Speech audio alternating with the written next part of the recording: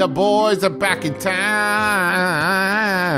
As if we never left. Hi, everybody. Welcome back to the Adventure Zone. We're happy to be here. We hope you are too. We're about to start our first sort of experimental game as we are between seasons, where we're all going to be taking turns running stuff and playing different games and trying out new genres. And this time, the person who's going to be in charge is Dad McElroy. Yay! I wanted to talk briefly about how we came to this, because in a lot of games, say tag, the person who is the best at tag gets to be the new tagger. And I'm curious what metric we what was Justin, it in Dad's mastery of Dungeons and Dragons led us to think I'll tell you that's what Justin, this man needs. He needs to move on to a new game because he's mastered this one, and let him lead the thing. From my point of view, Justin, I think it was Dad's turn because out of all of us, he was the only one who was ready to go. So by default, You could also make the argument that by knowing too many of the rules of Dungeons and Dragons, you may be too deep. It may be harder for you to fluidly. That's it. By being really bad at Dungeons and Dragons, because he only lightly settles on the lily pad, he's able to jump to the next one so much easier. Right. Daddy has what I like to call an empty old brain, and and that's bad for most things, but for this specific instance, it's good because he can fill it up with more game rules. It's a good brain. Within the first 3 weeks of us deciding to go this route, Dad was telling us, there's a few of the rules I'm going to tweak. And I'm like, oh, really, Skrillex? You're going to fucking step in and remix this game system rather than... I don't know if it's tweak as much as not know. Sure. Big thanks to Evil Hat. Evil Hat. Yeah. We had somebody run us through a trial game of this last week. And Thank you, Morgan. Thank you, Morgan. It was very helpful in sort of helping us understand how the game is supposed to operate. It was very informative, and I think our first proper episode is going to benefit from that. But that's not this. This is sort of just our episode where we're going to talk about the game and the world and what Dad has prepped, and we're going to talk about our characters so that when we do actually start playing, we can just kind of step right into it. Dad, first, just to start off, I don't think we've said we're playing the Fate Core system. Yeah, I was hoping Dad could start out with just sort of a surface level discussion of what it is we're going to be playing and why it is that he chose this system and what his sort of ambitions are for this little mini arc. Again, these are all going to be pretty short experimental things, probably 2 or 3 episodes. So, Dad, what's up? Well, I got a lot of feedback from a lot of folks on social media and actual letters, believe it or not. I don't, but go on. A lot of folks said that if you're looking to do a superhero game, that this would really lend itself to that. But the most compelling thing to me was in the stuff that I was reading and the stuff I was looking at, it looked like the Fate system relies much more heavily on collaboration and really emphasizes the dramatic angle, almost a theatrical presentation of the action. When it comes to creating characters, you do it together. There's a lot of back and forth, and a lot of fluidity, a lot of flexibility involved in it. And it just seemed that a lot of the things that we have done up to this point really leans towards the storytelling, the dramatic, and it just really appealed to me for that reason. Also, I would say to that point, one of the things, as we've been playing around with it and testing it out, one of the things I think you mentioned flexibility. There's a certain elasticity to the rules of Fate that's you know how sometimes you have that house rule of if it's a cool thing, you're allowed to do it? Yeah, exactly. That's basically one of the core ideas of the Fate system. There are these things called aspects that basically they are character traits or traits of the situation or an item. So, for example, you might have a character who is will of iron, right? They have a will of iron. And so maybe they're trying to cast a spell and there's something that would be distracting them from that spell. You can invoke the aspect will of iron to add a +2 to your roll. Yeah. And where that system, it's really important. If you've never played Fate, and we are not going to overburden you with a comprehensive explanation, but it's important for you to understand aspects because there's other cool stuff that can happen where anything can have an aspect that will either benefit you or harm you in the future, so that if there's a big piece of electrical machinery in the room, one of the players can use their actions to try to create an advantage for everybody else, maybe by disabling that piece of machinery, or by punching it a whole lot, and then maybe it has the aspect like unstable. And then when it's your turn, you can invoke that aspect to gain a bonus or create some sort of opportunity or create some sort of action. Anything, not just your characters, can have aspects. Aspects also come in the form of like injuries to your character. There are things called consequences, where if you take too much damage, you have a consequence, and that's an aspect that Dad can use against us. Like, oh, well, because you have, a broken rib, that's one of your consequence aspects. I'm going to invoke that to, do something bad to you. It's a really, really, really cool, flexible system. And also a lot of the action comes from skills. There are a number of fairly basic skills that you apply. So when you do have a confrontation, if you are more skilled at athletics, or more skilled at skills in physique, it influences the roll. The rolls are really kind of cool in Fate. It's fairly simple. You have these die, and you roll them. They either have a plus, a minus, or a blank side on the die. And when you roll the die, if the minuses cancel out the pluses, you accumulate those numbers, and that's your base for any kind of confrontation or something you have to overcome. Your skill points are added to that if it's applicable. And then you also have stunts, which in our case will be superpowers, since we're going to do a super person storyline. Enhanced individual. Yeah. Enhanced individual. Yeah, so that's very D&D like, right? Like that is the main point of familiarity. We are still rolling dice to try to beat either sort of static numbers that Dad has in mind for different situations or traps, or if we are combating somebody, then Dad will roll and we will have sort of a skill contest, and we want to roll high and we want to add our skills to it. And then if that number doesn't get us there, then maybe we invoke an aspect, like we mentioned earlier, to try to get us there. There's also a really cool system. So usually if you want to do that, right, usually if you want to add an aspect to your roll, you have to spend what's called a fate point, which we all have limited numbers of. And if you run out of those, you're going to be in trouble, right? Because those give you more flexibility in certain situations. But you can get them back with something that are called compels. And that basically means like I'm going to use an aspect against you or against myself to create a bad scenario for myself. But in doing that, I will get a fate point back. And that's really the only way to get fate points. And what's neat about that is we can suggest them for each other. Dad can suggest them for us. We can suggest them for ourselves. Like, oh, well, I have the clumsy aspect. So what if as a compel, like I trip and fall off the roof? Okay, well, you did that. And because you agreed to do this bad thing, now you have a fate point that you can use later on to, benefit yourself later. So that's the thing is, what I really love about this system is the aspects and there's like troubles that you have and the consequences. All of this stuff is both a mechanic and a character building exercise. Because if you think about in the Adventure Zone balance, there were things about our characters that we established, right? That it's like, Magnus rushes in.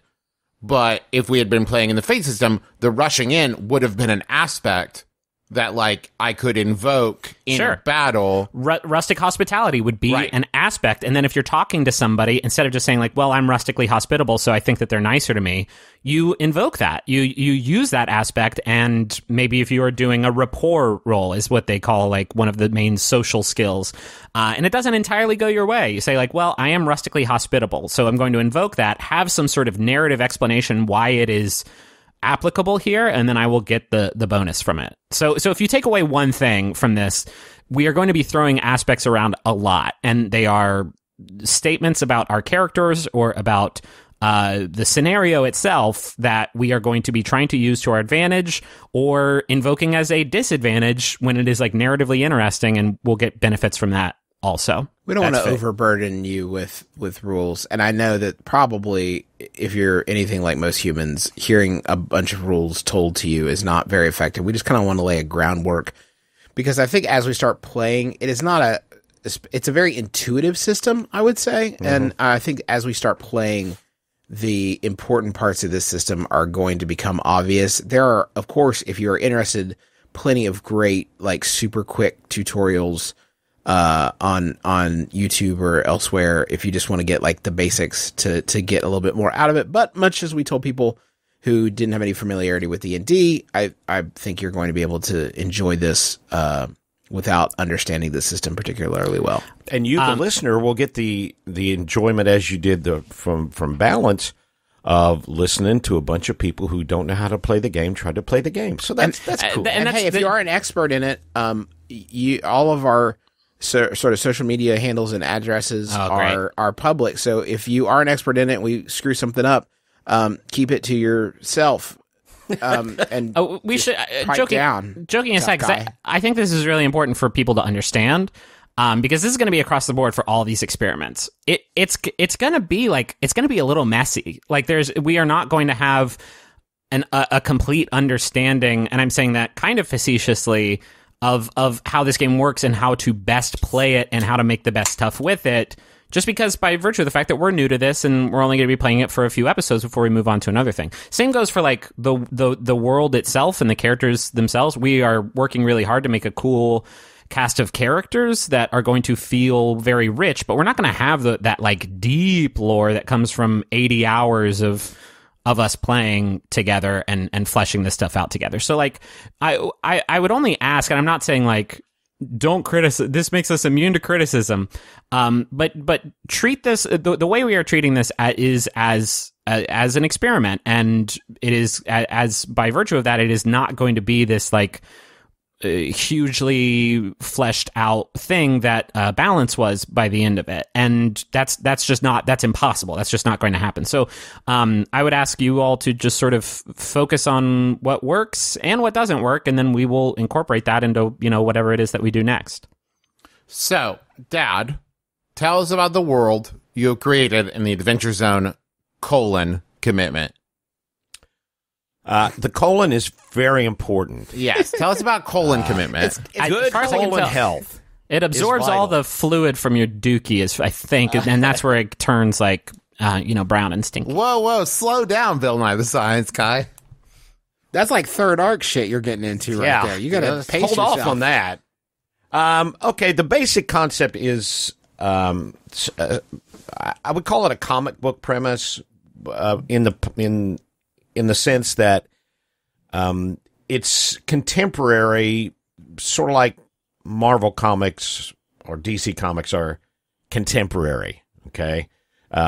Maybe a slight variation on reality, but close enough so that the decisions that you guys make and the choices you make are kind of rooted in what's going on in the real world. Is it are we calling it 2017? Like is it like current day, or I would say yeah. Is it that kind of bullshit thing where it's like present day and then it's like 40 years from now and it still just says present day and people are like, that's not present day? Or is it 2017? No, it's present day. Oh, no. 2017. Okay. So here's the basic premise. You guys are brand new recruits to an organization called the Do Good Fellowship. And its name is pretty obvious. This is an organization that is dedicated to doing good stuff all across the globe. If there's somebody in trouble, if there's something that's wrong, they aren't a police force or anything like that. They are there to help people in case of a major disaster or things along that line. And they sort are of like a humanitarian organization? Like a humanitarian organization, yeah. Okay. Without any real specific ties to government or business. It's actually based on a concept that Ben Franklin created, and that was called the Hood Toe. Ben Franklin, when the first president of the United States. The first president. Damn it, he beat me to it.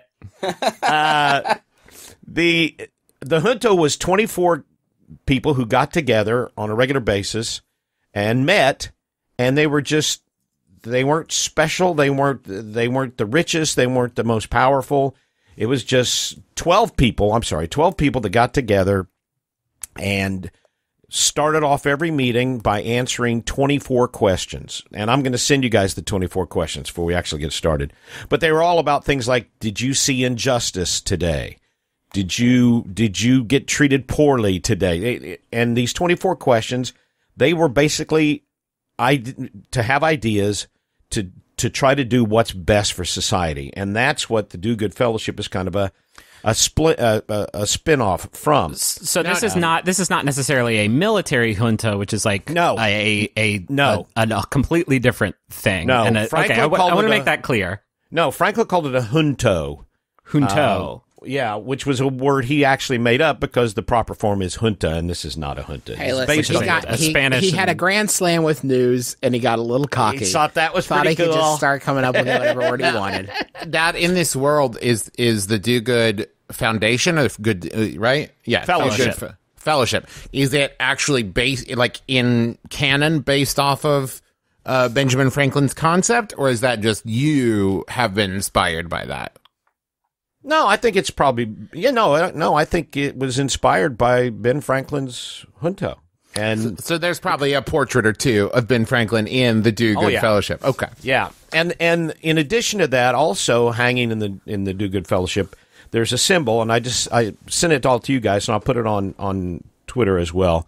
That's kind of a cool stylized 24 incorporating a question mark, and that represents the 24 questions that they would have at every meeting. I was wondering about that. You can see that in our new album art, which is very, very cool and features sort of dramatic artistic takes on some of the ideas that we have for these experiment games. This will be sort of our temporary art while we do these experimental games, and I love how it turned out. Yeah, that's Evan Palmer created our new album art that we're using for the foreseeable future. Something that would be a little bit more flexible. We love our old art by Justin Gray, but it was very specific to that campaign, and I think this is a new page, so new art. Okay, so the Do Good Fellowship has always kept the numbers very small, very manageable. You always had 12, I guess you could call them department heads, and that has kept it easy to manage. And so they still maintain the 12 departments. So there are 12 departments represented in the Do Good Fellowship, and each one has a department head. You have security, and that's just sort of like the internal. It's just that it's a security operation. You have engineering, responsible for any kind of equipment. You have transportation, which gets people to and from the base, to the action spots and the places they need to go. You have facilities, which is just that, keeping the facilities up, feeding everybody the day-to-day needs and requirements. You have R&D, research and development, which is very important, as we'll find out. There's also information tech, which is the media and information gathering, also cybersecurity. They are very, very savvy to all of that. Will be interesting to hear Dad role play those characters. Yeah, that's going to be interesting. They totally know how stuff plugs in and what switches. These superheroes set up their own printer. I need you to help me with Skype, Justin. Risk understanding, which is the wing that makes decisions about where to actually send people to deal with things. You also have diplomatics, because the fellowship works with all countries and people from all over. Legal, which handles all the legal issues. Finance, which handles the business and the acquisitions and getting funds. Also, humanity, which is kind of their fancy word for, human resources for making sure people are taken care of. And then one of my favorites is diversity/inclusion. And this is a wing that is dedicated to making sure that everybody is represented in the decision-making process, to make sure that, maybe you don't go to the biggest emergency or the biggest conflagration, but you go to the most important. And to make sure that everybody has a voice. I gotcha. Right. Okay, so you have these, each one of these departments has a department head. The Fellowship has just had a major technical breakthrough, and they are using that for the next big expansion of the Fellowship. And that is to recruit one person for each department, and using this breakthrough technology, give them super abilities to go out and deal with these situations that are going on all across the planet. And you three are three of the people who have been recruited to be part of this effort. Now, I'm not telling you what your characters need to be or anything along those lines, but this is not just a job. This is kind of a calling. Sure. Everybody is on board, really wanting to be part of this organization. So you three are three of the 12 new recruits that are coming in. Let me do one last thing. Let me set the actual scene for you. It takes place... Smash cut! It takes place Wait, on... I do want to touch on something. Can I make a formal request that we encounter the super accountant just as early as humanly possible? Oh, yeah. I am And the so super curious lawyer. about the super lawyer is going to be wonderful. Super facilities management. The super humanities person is the one I'm excited about. It takes place on a gigantic floating base in the middle of the Gulf of Mexico. Well, okay, hold on. You've kind of chopped my flavor a little bit. I said I get the only floating giant base, and you did it anyway, and now I'm all PO'd. Well, I guess you have to redo your thing. That's why I can't. We already did our We'll go thing. back and redo all of Adventures Don't Balance, Dad. I have to have a base. No, it's fine. It's gotta be floating in the middle of the Gulf of Mexico. Oh, it's it's the floating on research. water. Yeah, and like 90% of it is below the surface of the water. 10% is like an iceberg. Okay. It's called the Roger. The Jolly Wait, Roger. hold on. To be fair, isn't that more of a submerged base then? I mean, if 90% of it's below the water, it's not really a floating base. I mean, it's not touching the ground, so it's That's floating in fair. the water. Good point, Justin. We're going to have to take a break and discuss this. Imagine a diamond and then 3 offshoots from each point of the diamond. Okay? So it almost like, I don't know, like a snowflake or something. It's a huge facility. Each one of those 12 wings is where one of those departments is. Okay? And they call it the Jolly Roger just because it's research and operations. The Do-Good Rectory is what it stands for. So they call it affectionately the Jolly Roger. And some people call it the iceberg or the berg. Or the snowflake. Or the Peter Berg, who directed Battleship. So the berg is kind of what we have agreed to call it. Unfortunately, it's only going to be called the Berg. Sorry. Yeah, the Berg. And the Berg. Okay, that works.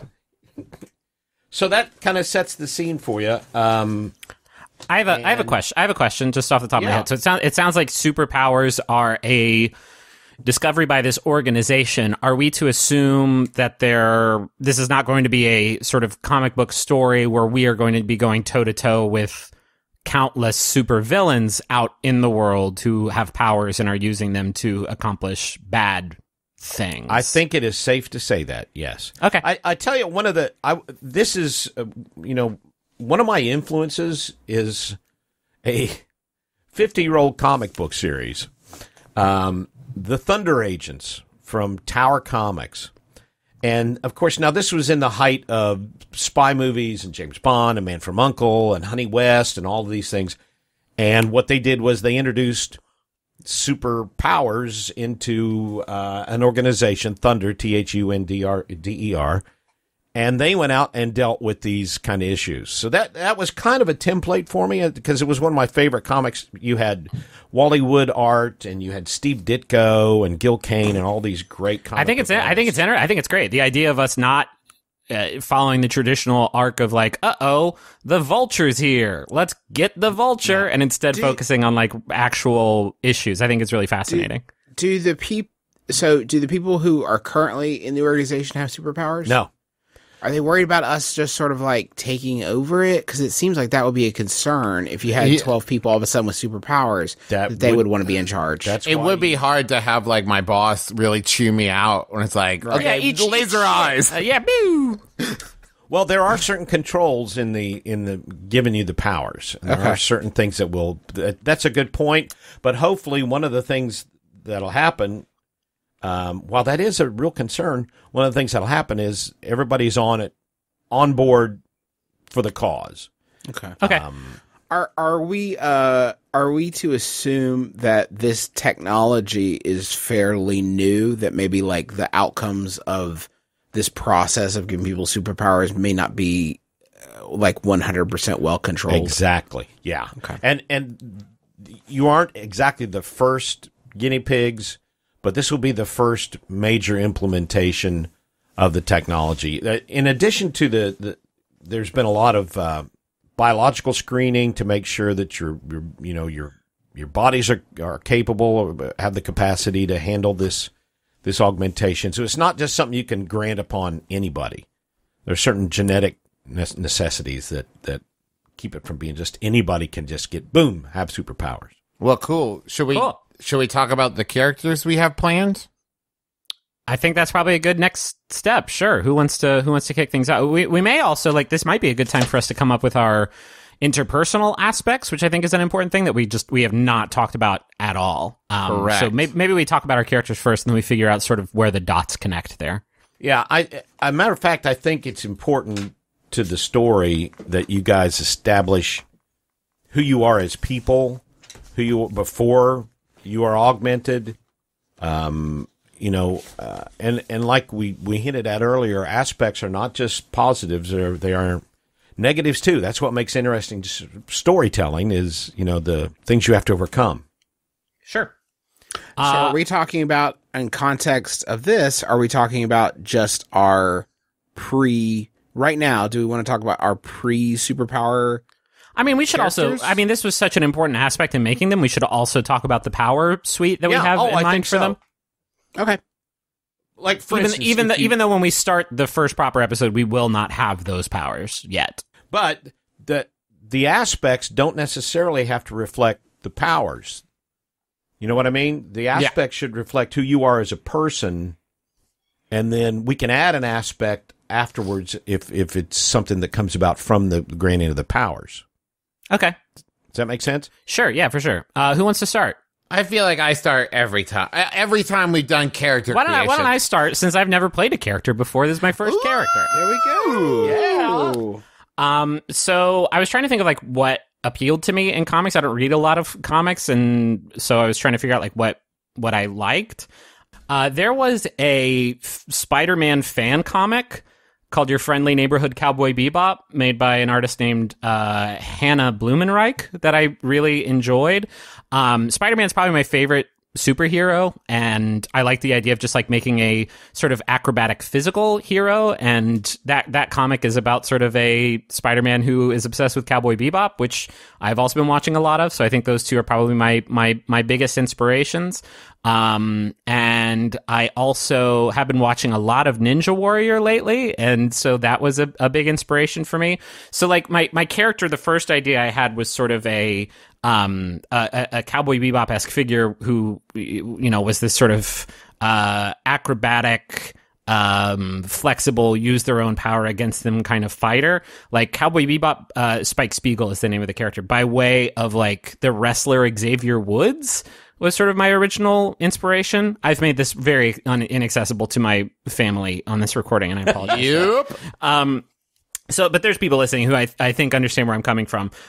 So my character is named Chris Rembrandt, but everybody calls him Remy is his name.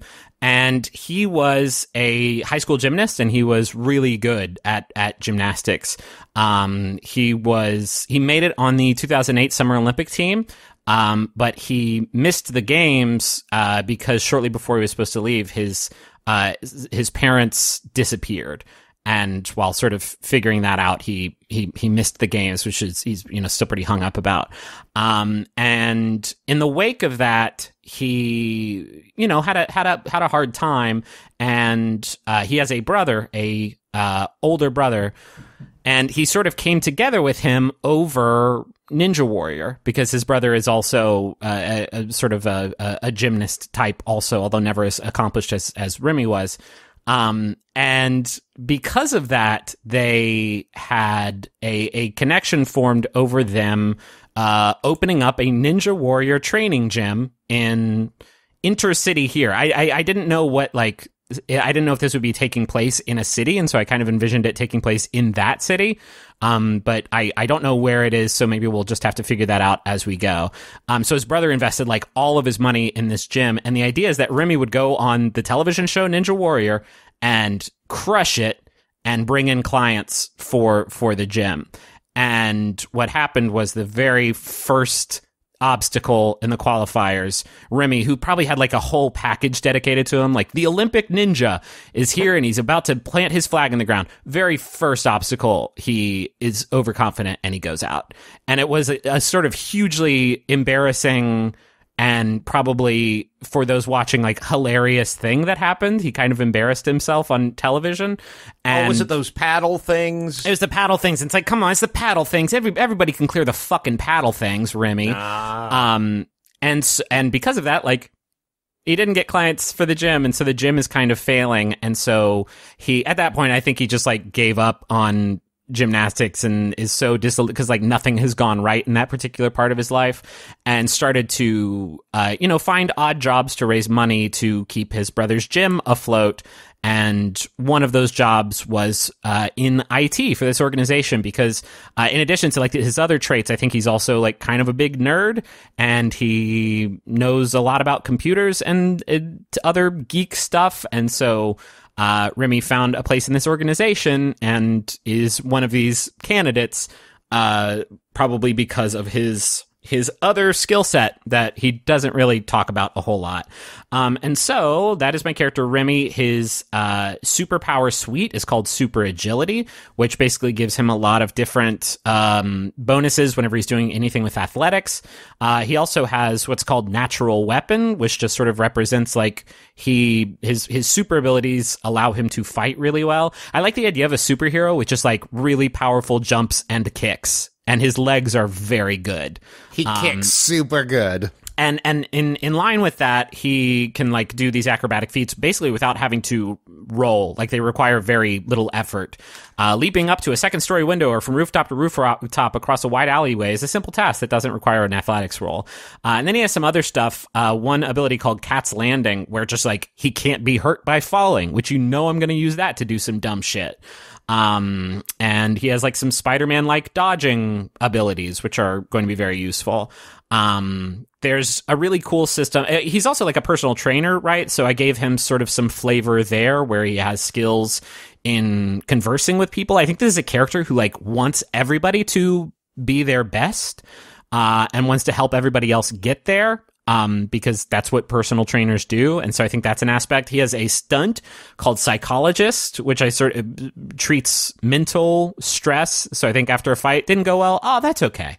That's okay. I'm going to help you out. And he's also popular is another skill I have. So if he's in a place where people knows who he is, then that's going to help him out. And so his high concept is Ninja Warrior themed personal trainer. And his trouble is family comes first. Which I think could be interesting. He is kind of beholden to his brother. He feels this guilt. He's very, very close with his brother, and he feels guilty that he is kind of responsible for his life not going very well right now. His brother also has a young son who he's very, very close to. And he will do anything for them first and foremost, no matter what.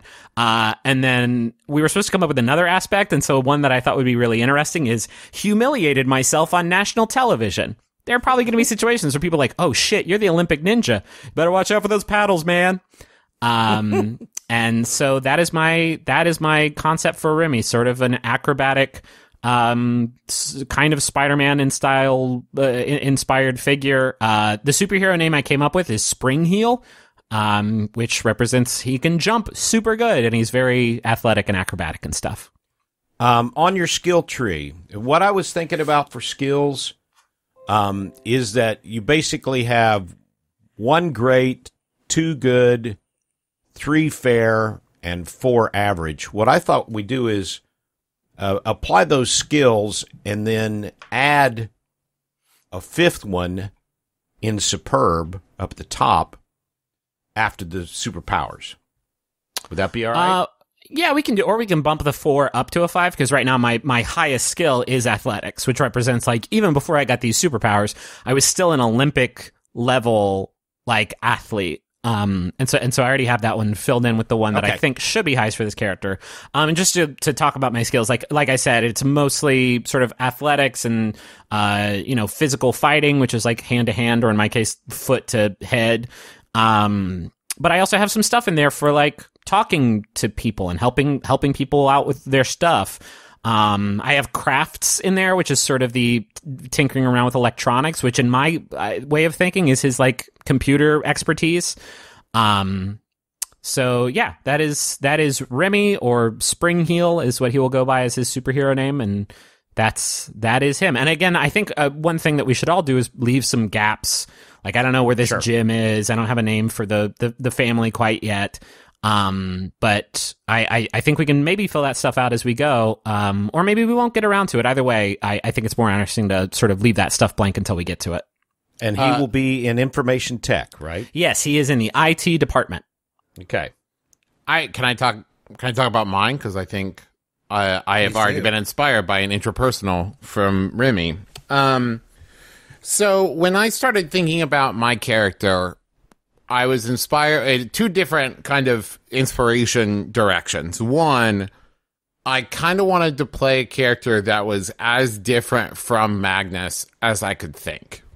And so I set about making a character that was very intellectual and analytical, and also on like a personal level, much more reserved, as far as like interpersonal relationships goes, and much more withdrawn.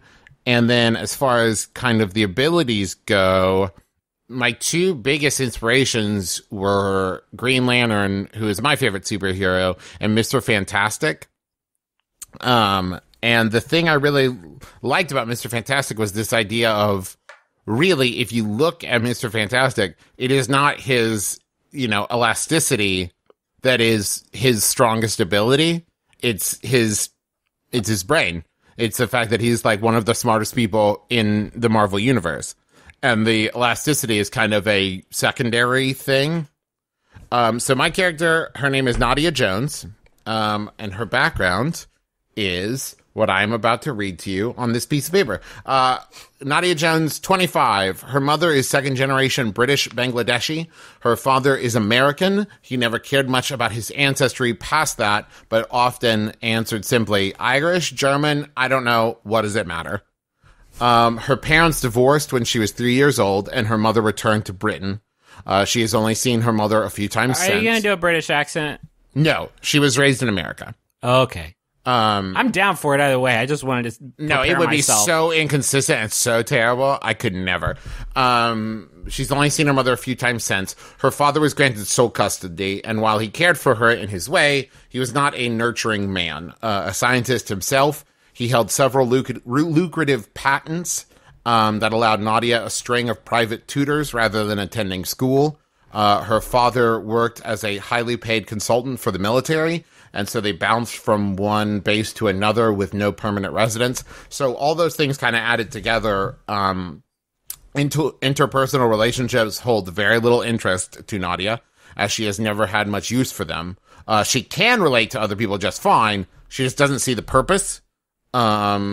she followed in her father's footstep, and many would argue has surpassed his most impressive achievements. She earned her doctorate in biochemistry at an impressively young age, which I left blank because I don't know what an impressively young age to earn your doctorate in biochemistry is. But it was, believe me.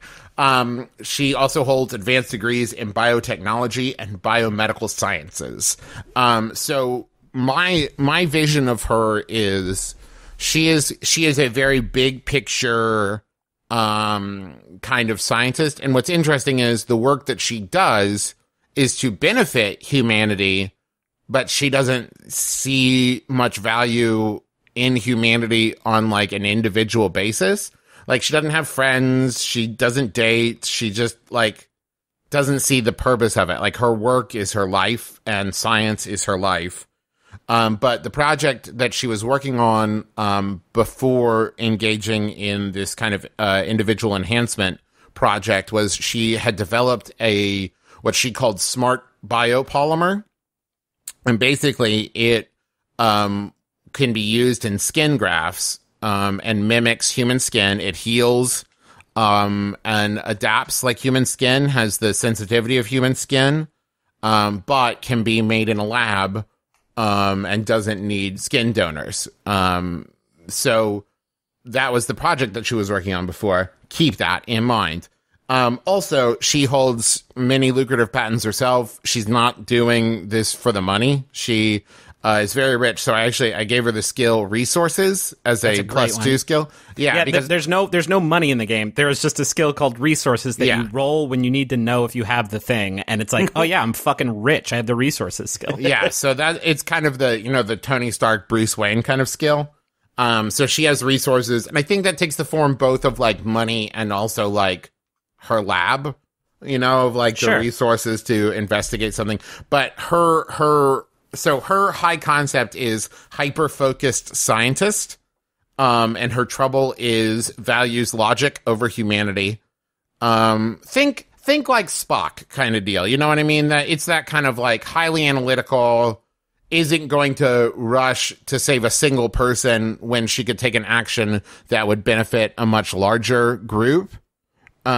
She is a good person, mind you. She is not like an asshole or anything, but she just doesn't. She doesn't rush in. Is the thing. You mentioned that, and I want to pause real quick just to say, I don't think any of us are going to adhere to these sort of static archetypes that defined our characters or your characters in Taz Balance. Like, I do not think of Remy as the Magnus this time around. He is also brilliant, and he is he's not this sort of foolhardy jock who always rushes in. Like, I want to be careful here because I want to make sure that everybody understands, like, it's not like, oh, well, this time Griffin is playing the unintelligent, tank, and this time Travis is playing the, cerebral Taco. Like, that's not that's how I would describe Taco necessarily. I don't think there's a correlation there. I just want to be clear that, like, we are not going to be filling those like sort of traditional archetypes. If that, do you guys know what I'm saying? Like, does that make sense? Yep. Okay. Yep. Nadia, I created her pretty specifically because it was a version of a character I was interested in playing. Whereas I made Magnus because I wanted to fill a role in traditional D&D of like, you need a fighter, you need a caster, you need a healer. That's going to take us a long time. When we talked about what we're going to do next, I remember having a conversation with you, Travis, where you're like, I don't understand how we fill the 4 usual party archetypes with 3 people. And it's like, no, you don't have to. We don't have to be healer, tank, magic user, and nimble fighter. Like, that's not how RPGs like have to work, nor should they work. Yes. So, my vision of her kind of so let me run through her skills. Her great is a skill that I call science! You made your own skill? Wait, you can't make your own skills. But I did. You can, actually. That is part of Fate. I read through it of like the skills are a suggestion. You can make your own that fits your character. Because lore is one of them, but I wanted something very specific to her. Why don't we do this? Why don't we just call the crafts skill science? Because there are rules in place for crafts, and it sounds like you're describing kind of the same Okay, we can call it that, but I'm still going to call it science with an exclamation point. Because I want to be able to say, I want to use science. And so her other skills in the good category are will and investigate. In fair is intimidate, lore, and resources. And in average, I put notice and athletics because I think that along with having a disciplined mind, she also takes good care of herself. She's in the biomedical field. She has, knowledge of the human body, and she takes good care of herself. She's not like, I don't think she's at the level of Remy or anything, but, she can run if she needs to, that kind of thing. You've also some to kind of address that, and also Griffin's suggestion about intelligence. Remember, these are the cream of the crop. Yeah. Through the selection process that the Fellowship has done, so they're going to be good physical and mental, specimens. And to that point, my vision of her, as far as the superpowers went, was I think she was selected, of course, because of her intellect and knowledge and, rapid analytical mind. But I think that when she goes through the process, what ends up triggering is because of her exposure to this biopolymer. And like she has, tested it on herself and that kind of thing, just tiny patches, that kind of thing. But I think that triggers, and what ends up happening is she ends up with the skill to shape her body, both as weapon and as defense, so that she can. Is there a power in the book for that? I'm tweaking one. Shape shifting is in yes, shape shifting, but rather than having it be animal based, it's inanimate based. Is basically my slight change to it. Cool. So it's almost like a Green Lantern. Or like a Mr. Fantastic. So basically, if Mr. Fantastic had to shape specific, so like turn his hand into a hammer or that kind of thing, but it takes a will roll to do it. Okay. And the drawback is the power is physically exhausting. So if she relies on it too much, she'll faint. She'll pass out. It is physical exertion to control the power. It is not an instantaneous thing. So she uses it as an attack, but her first kind of line of attack and defense is a skill I renamed Knowledge is Power. It's actually called in the thing something like Shield of Knowledge or something, but I called it Knowledge is Power, that basically she can use science as the attack and defense skill, but I have to be able to justify that science applies to the situation. But basically, she is much more analytical kind of fighter and approaches the situation very disassociated from it to like figure out the best way to proceed in it. So her skills much more kind of pertain to breaking down what needs to happen and addressing the concern, the issues rather than fighting. So is she in R&D, I'm assuming, is her? Yes, okay. She was in R&D. And does she have a superhero name? Do you have that figured out Her yet? superhero name is Nadia Jones. She doesn't go in for that. So you got like a Tony Stark like revealed identity thing going Very on? much so. She doesn't do this for the flight of fancy. So basically this is where it comes down to. I think that she sees Remy as a failure. I think that she sees him as the representation of failure where she has always succeeded. I think it feels weird to have such a combative thing starting out. Well, let me do it a different way. I still want this to be a positive story about people who I think that was a defining characteristic of Balance, which was like this is a group of people who care about each other and want to take care of each other. And I think having an aspect that's like you're a failure is maybe. Well, let me try a different one. I think wait, hold on, wait a minute though. But this is just a team just coming together. That's true. So can aspects change, I guess? They're not going to... Well, I mean, you don't have to invoke it, I don't guess. I would say that basically what it comes down to justify my choice, Griffin, is I think that Nadia represents someone who her whole life has been about honing her mind and being the best she can be so she can do the best, and create the best, and everything about her is about the best. And I think that on some level, she sees Remy being elevated in the same group that she is as an insult. Not necessarily a personal insult from Remy, I don't think she holds it necessarily against him so much as she looks at it as an insult of the choice being made, that they are on the same level.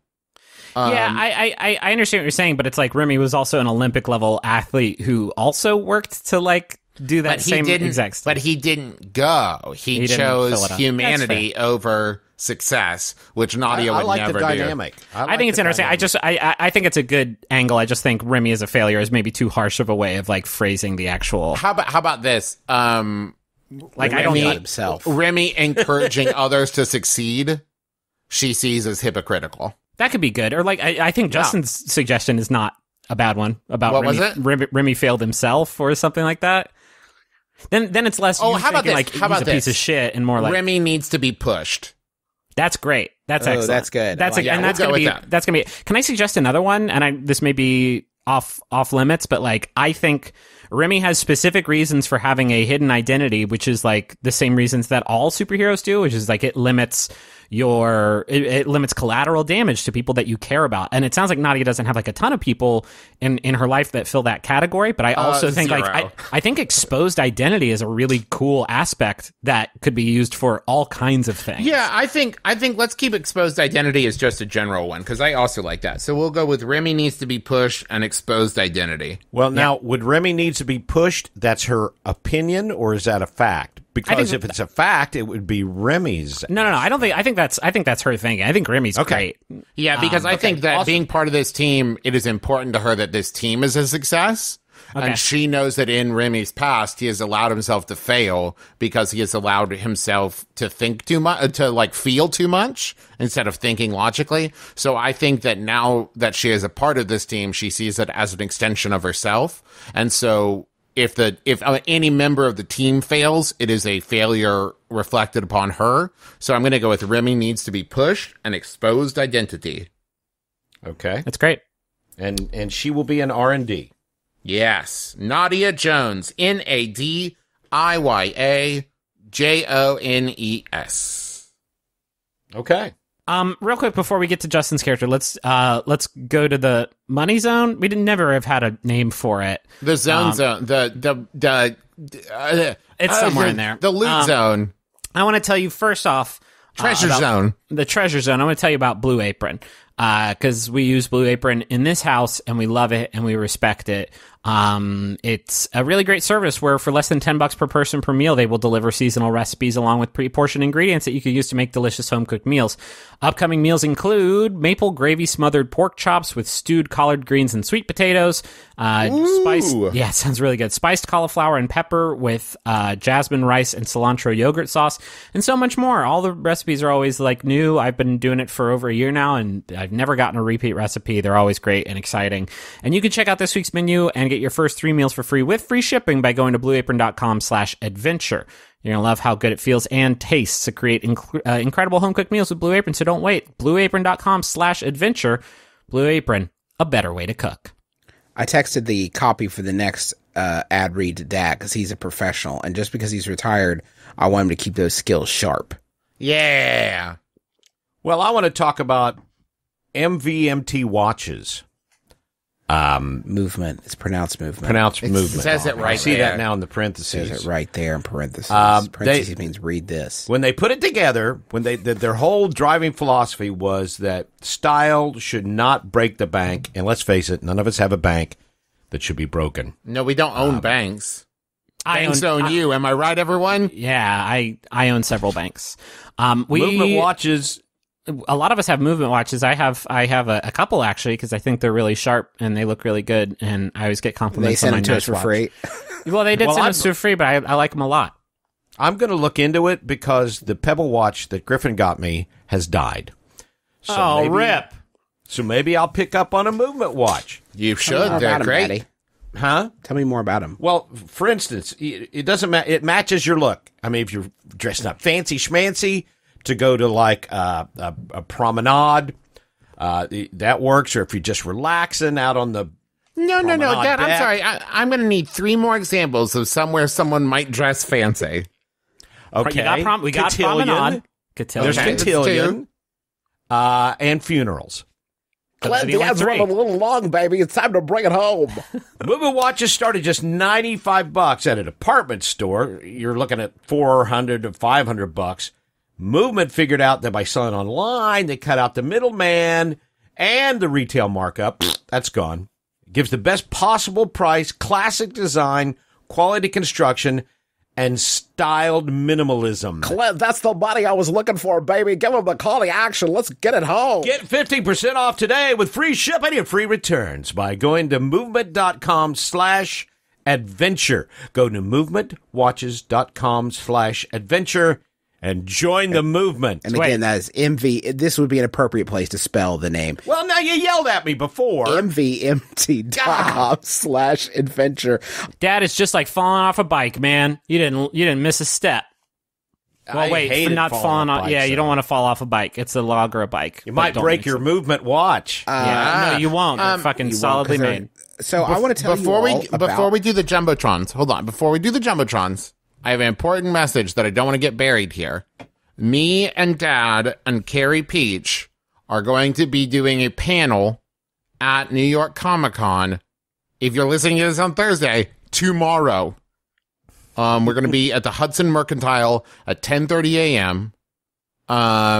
Come join us. We're doing a panel moderated by Patrick Rothfuss. And afterwards, we're doing a ticketed signing. The first 75 people to show up to the panel are going to get tickets to the signing afterwards. So don't be late. Show up to the panel. Hear us talk about the Adventure Zone graphic novel, and we'll see you there.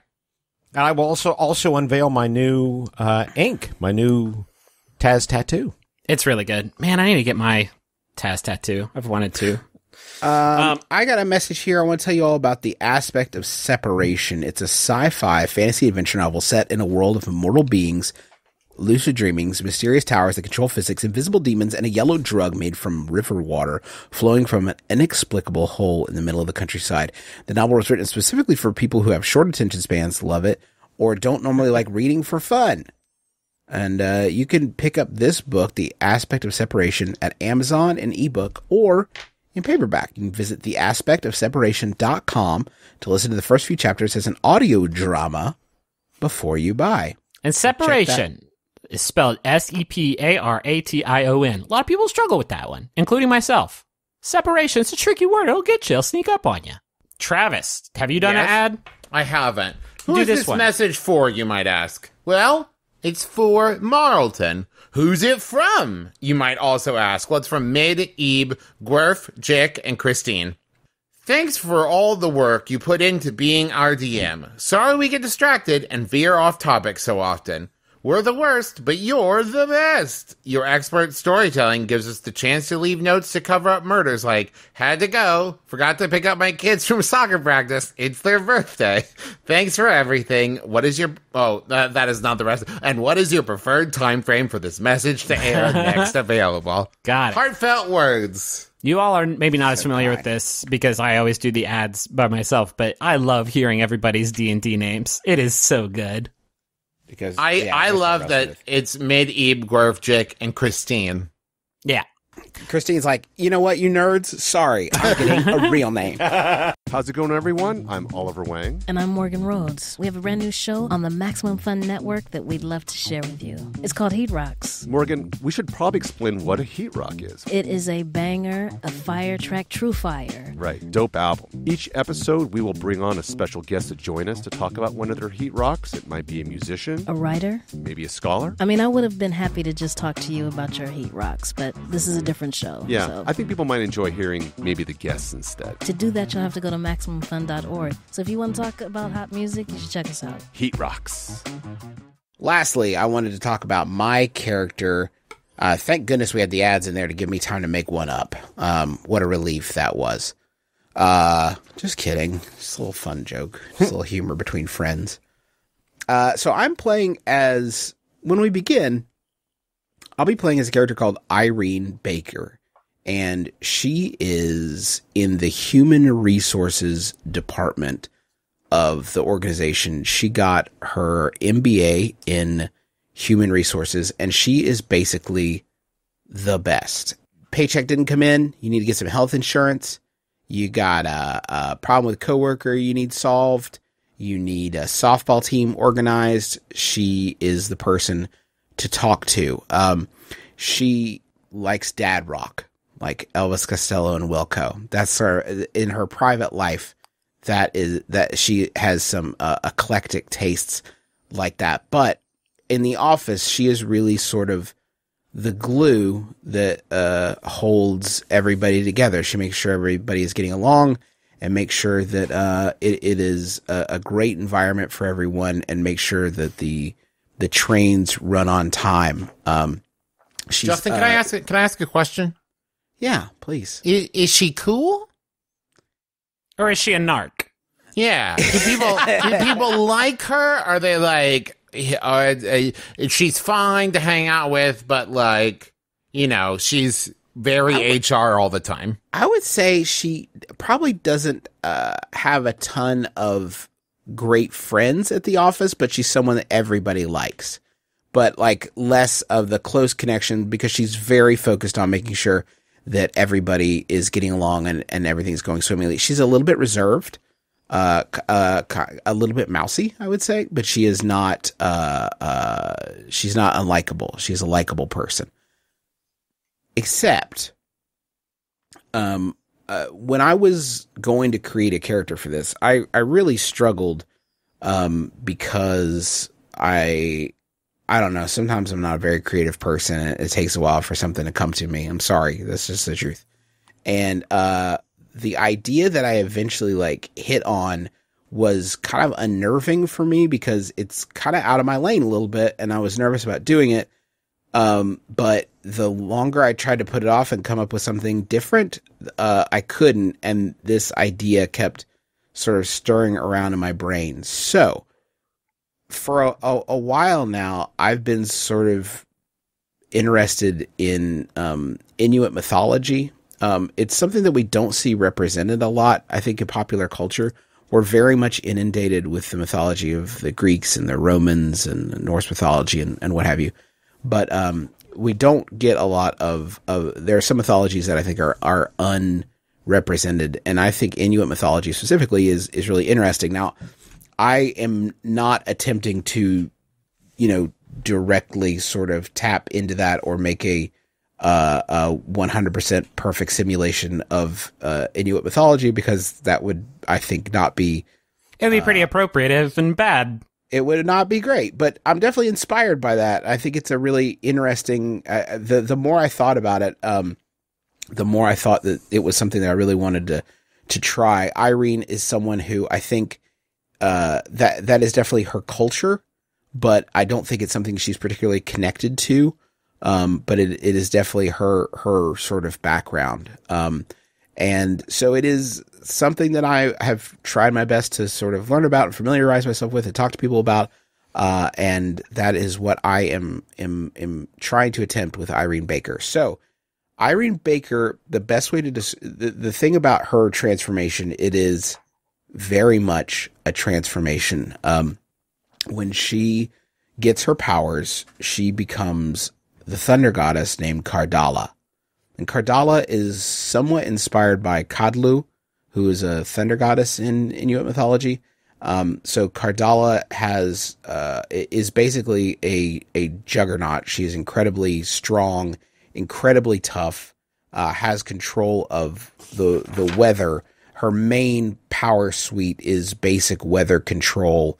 So she can create weather. She can use weather to attack people, and sort of has the ability to control weather and uses that against her enemies. Her secondary power, which is a synthesis in the nomenclature of Venture City, is super toughness. So she's really hard to bring down. And she is very strong and sort of operating at peak physical capability. But she is also very different from Irene in so much as they're practically the inverse of each other. I'm very much thinking of sort of an Inuit mythology version of Thor. And I thought, the more I thought about that idea, the more it sort of resonated with me and seemed like something I'd really like to try to do a good job with. So, That is Cardala in a nutshell. Now, her main trait, the high concept, is she is a thunder goddess among mortals, and she does not value or even approach humans in the same way that Irene does. In fact, quite the opposite. I think that for Cardala, she sees the other people with super abilities as somewhat on her level.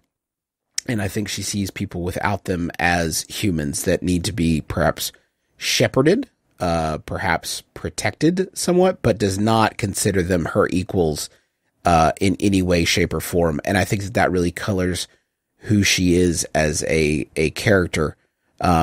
And that is her trouble aspect, again, in the Venture City Fate Core nomenclature. She struggles with having a mortal's perspective on things.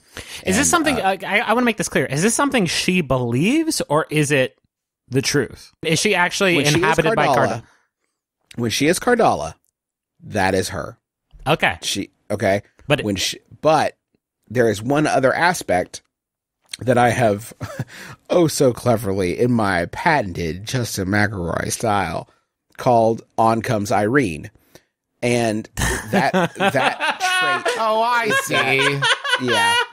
At inopportune times, or maybe opportune times, depending, Cardala can revert to Irene. I have a separate character sheet for Irene Baker, who shares the physical things like consequences and what have you would be shared across the two, so I can't use it to game whatever.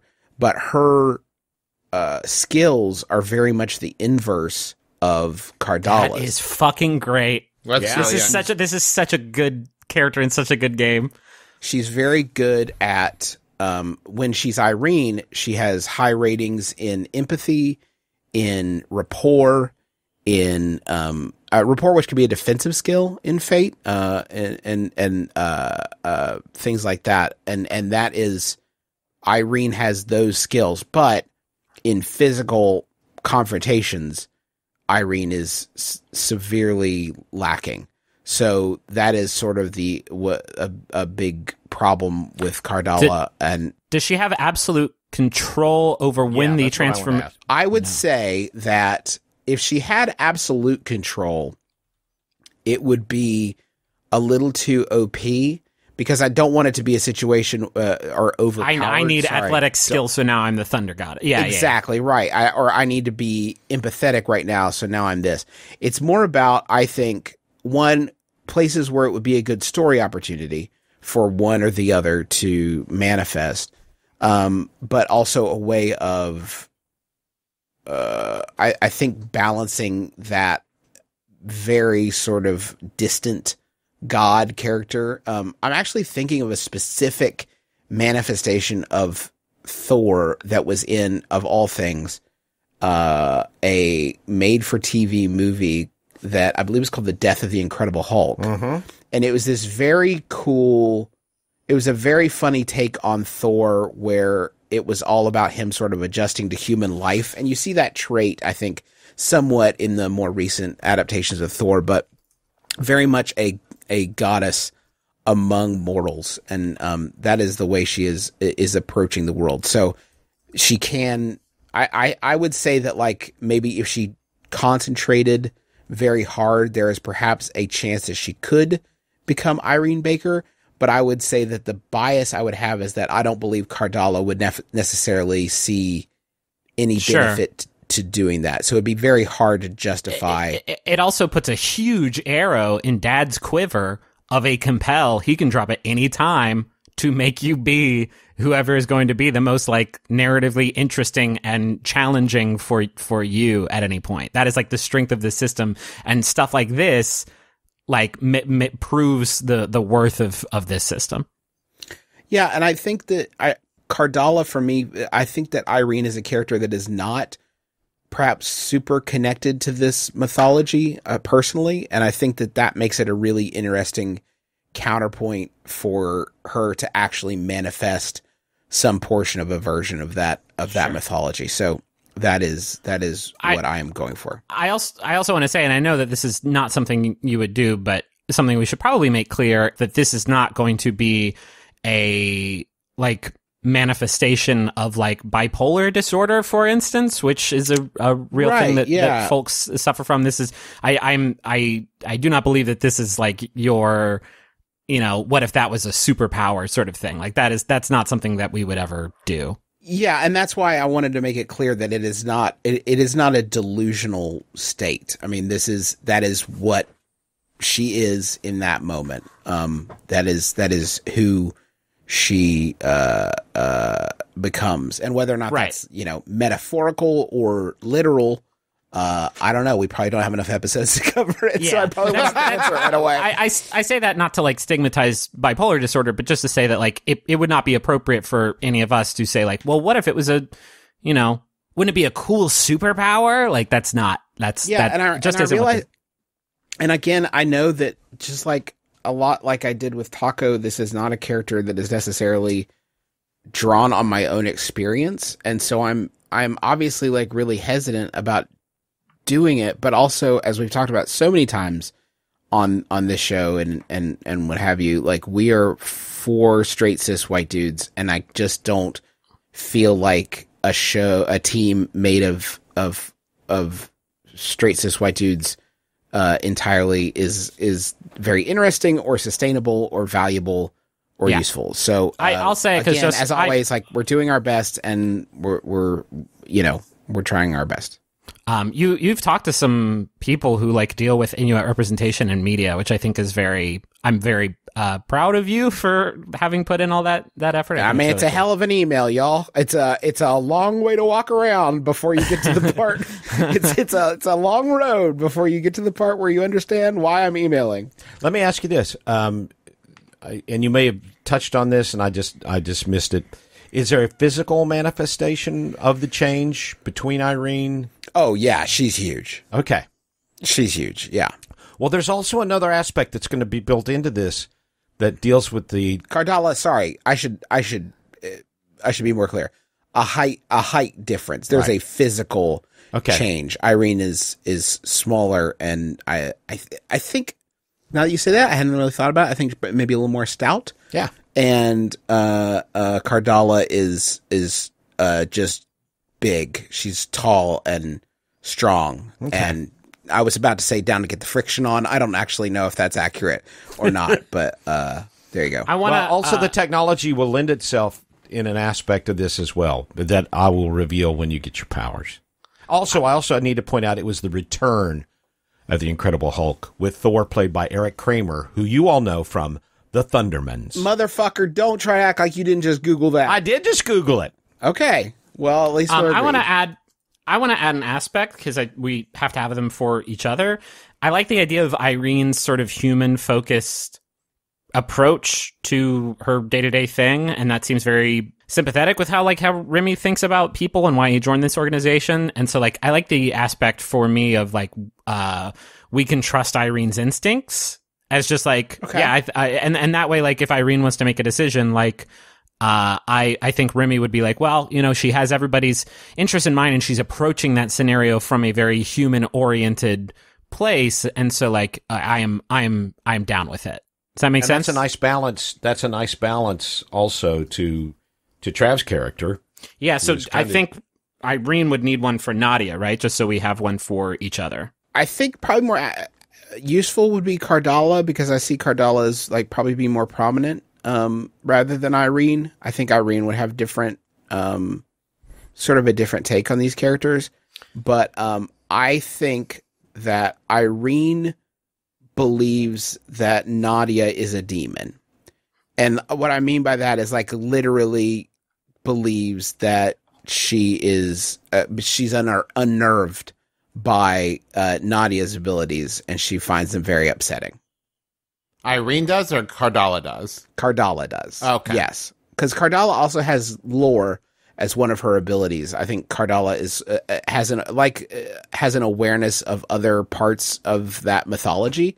And I think that she would be and she is convinced that Nadia is a demon. Not necessarily a literal demon that she needs to be wary of. I love about that is I think I was going to suggest like kind of a similar thing, but for Irene, where I imagine Nadia has been complained to HR a lot about. Like, I think that people have a lot of issues with Nadia. She's not very good at interacting with humans in any kind of nice way. And so I imagine that there's been a lot of complaints about her made. So this idea of you could have one aspect on Irene, which is I want to help Nadia open up. And then when you transform, you think she's an actual literal demon from hell. Right. Or exactly. That's awesome. And that's why, that's sort of my logic that sort of colored that perception, I think. Parts of the where their personalities, I think, sort of overlap. God, that's so cool, dude. This is very good. I love that. Yeah, that presents so many interesting moments. Yep. I like these. I like these characters. I do too. So these are the characters we're going to be playing in the game. We're going to be playing, and you are going to be. You said HR, so humanity. Yeah. Humanity division. Okay. And like I said, we're just going to be playing a few episodes with these and sort of exploring the space. And I think we're going to do some. What gives me hope about this? Like, I was really nervous about the idea of moving away from Balance, and to be frank, like since we wrapped up Balance, my head has been in a really weird place. Partially because like I'm not creating as like in the way that I used to when we were doing the show, and there's always nerves like, oh, we're moving away from this new thing. But like Adventure Zone Nights I thought was really fun. And I thought we did some interesting stuff there, and the opportunity to do that a lot of times I think is going to end up being really, really great. Dad, do you have anything else you want to say before to like set up this first episode? Well, I think just a couple of things to keep in mind. We're going to start, you will get your powers in that first episode. And I think it's going to be kind of a mystery as to how your powers are going to manifest. I mean, not to us as the players, because we already kind of have an idea. But I think in fiction, except for, I think Nadia, has an idea. I think that just is too, she's working in R&D, so I think she'll have some idea. So I think that maybe she has some idea that this might happen to some respect. But that's, I'll let you guys figure out the reaction to that. But we will start non-powered. There's a big cast of NPCs, not nearly as big as the whole, 69 episodes of Balance. But you're not going to be thrust into a situation where you are going to have to remember a whole bunch of names and everything else right off the bat. And then you'll get your first mission and things will kind of, take from there. And I also want to tell folks that there are similarities, I guess, with Balance and the fact that, there's an organization and there's going out on missions. But if you really stop and think about what we're doing, that's kind of a basic, at least for a startup story to kind of operate from. So when I steal from Griffin. So. Great. Steal from the best. That's what they say. I'm really excited. I'm really pumped up about it. I think I think you guys are going to enjoy the story, but I'm already digging the characters. So yeah, and I'm going to say this a lot, and this is sort of the sentiment we all have. Please, be patient with us and bear with us, and get. I hope that you can get as excited about this process as we are going to get. Because I anticipate that we will get folks telling us like, I liked Balance better. And Balance was an incredibly great and special thing that is always going to mean a lot to us, but it had to end when it ended. And I want the next full season that we make to be not just as good and as special as Balance was, but even better. And I think that this is going to get us there, like doing stuff like this and seeing figuring out the best stuff in all the games and figuring out what suits our play style and the way that we put a show and a story together the best. Like figuring that stuff out is what's going to make for the best second season. So keep in mind it's going to be a short thing, a temporary thing, and we're going to be trying some stuff out, and we hope that you enjoy the result of that. I think that's it, though. Yes. Thank you all for listening. Remember, it's the #TheZonecast. Tell a friend to listen to it. Again, it's going to be, while we transition here, like it is going to be very important that you help spread the word. If you think like, oh, I have a friend who's into comic book shit, go listen to this thing. Like that would mean a lot, and it would be super helpful to us because it is, it's harder to keep retention and everything whenever you're doing something like this. So anything you can do really means a lot. And if you've had, and this is a great time perhaps the best to get people on board. But thank you more than anything, even if you don't share with anybody. Thank you to you, dear listener, for hanging in with us. We would, this show literally, I think, would not exist had you not responded to it the way you had, and it means a lot to us that you're still here listening. So thank you. Great. And thank you to Maximum Fun for having us. Go to MaximumFun.org. Check out all the great podcasts there. You can listen to other stuff we do and see our videos and stuff at McElroyShows.com. And go to the Comic-Con panel if you're going to be at New York Comic-Con. Is that it? Yep. Cool. Well, the next episode's going to be up in 2 weeks on October 19th, and that's going to be the first episode of our new arc, Taz Commitment. So we will talk to you then. Bye. Bye.